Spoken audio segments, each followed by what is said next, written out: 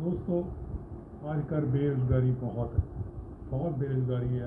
तकरीबन दूसरा या तीसरा बच्चा नशे में है या वो जिम खोल चुका है। तो दो ही ऑप्शन है उनके पास।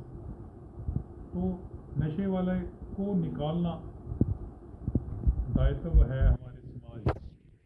और जो एंटरप्रेन्योर बन चुका है उसको हौसला देना भी ज़रूरी है, और जो रह गए अनएम्प्लॉयड है उनको रास्ता बताना भी ज़रूरी है। दोस्तों, अक्सर ये सवाल प्रैक्टिकल पूछा जाता है कि नेचुरोसिटिकल फूड सप्लीमेंट की दुकान अगर खोलनी हो, क्या फूड लाइसेंस चाहिए FSSAI से या ड्रग लाइसेंस चाहिए? जितनी मैंने डेस्कटॉप पे रिसर्च की है तो इसके लिए ड्रग लाइसेंस की, ड्रग एंड कॉस्मेटिक एक्ट 1940 की जरूरत नहीं होती। अगर आप नेचुरोसिटिकल्स या फूड सप्लीमेंट रिटेल में बेच रहे हैं तो आपको drug license, drug and cosmetic act की जरूरत नहीं होती। ये दवा की कैटेगरी में नहीं आता, बल्कि खाद्य पदार्थ या फूड की कैटेगरी में आते हैं। FSSAI लाइसेंस जरूरी होता है, जैसे कि फूड हैंडलर्स के लिए ज़रूरी है, जैसे ढाबा ऑनर के लिए ज़रूरी है, रेडी वाले के लिए ज़रूरी है, जो कि कुछ भी बना रहे हैं, चाहे कुलचा बेच रहे हैं, उनके लिए भी ज़रूरी है।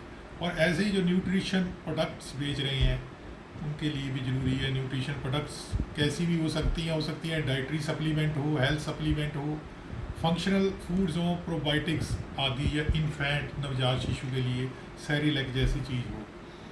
तो दोस्तों, इन दोनों के FSSAI के लाइसेंस के, नेचुरोसिटिकल सप्लीमेंट के लिए FSSAI सेंट्रल और स्टेट लाइसेंस या बेसिक लाइसेंस लेना होता है। उनके लिए अलग अलग रेगुलेशन बनाए गए हैं। ये लॉ आप पढ़ सकते हैं, food safety and standard health. तो फूड सेफ्टी एंड स्टैंडर्ड आप पढ़ सकते हैं, रेगुलेशन 2016। इसमें लेबलिंग और क्लेम का पालना करनी होती है। पैकिंग पर FSSAI लोगो और लाइसेंस नंबर लिखना जरूरी होता है। दवा जैसे दावे, जैसे ये कैंसर को ठीक करता है, ये दवा है, नहीं लिख सकते। ये क्लेम्स के बारे में है। केवल sports immunity, helps in digestion जैसे सामान्य हेल्थ क्लेम्स ही माने होंगे। यानी कि क्लेम्स पे भी रिस्ट्रिक्शन है कि बंदा क्लेम करिए। अगर कोई सप्लीमेंट में प्रिस्क्रिप्शन ड्रग वो होती है schedule H, which requires consent और prescription of registered medical practitioner. तो वो अगर हम मिक्स कर देते हैं, मान लीजिए प्रिस्क्रिप्शन ड्रग को हम फूड सप्लीमेंट में मिक्स कर दिए और कहा कि ये फूड सप्लीमेंट है भाई, तो फिर ऐसा नहीं चलेगा।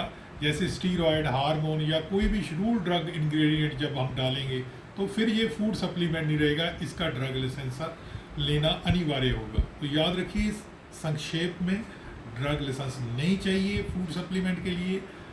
FSSAI लाइसेंस, फूड लाइसेंस लेना अनिवार्य है।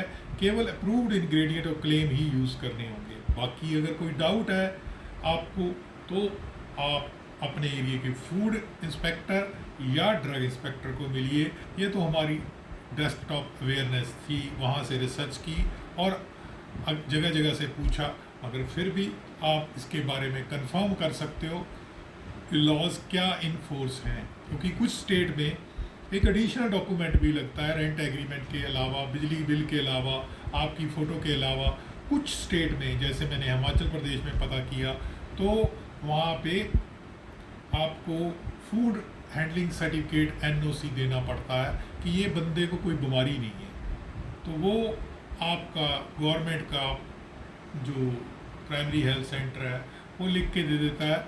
उसके चार्जेस कोई नहीं होते, उसके पास फॉर्मेट होता है या फॉर्मेट देना है कि मैं खोलना चाहता हूँ फला जगह में। तो कुछ स्टेट में उसका भी मांगा जाता है, क्या आप दे दें, कि सर्टिफिकेट दे देता है कि no objection certificate for handling food भी। इसको कोई कम्युनिकेबल या कंटेजियस डिजीज़ नहीं है जिससे कि ये फूड को हैंडल करेगा तो आगे बीमारी फैल जाएगी। तो वो एक तरह का फिटनेस सर्टिफिकेट होता है। ठीक है जी दोस्तों, अच्छा लगा लाइक करना, सब्सक्राइब करना और शेयर करना हमारा चैनल। तो ऐसे ही बने रहे।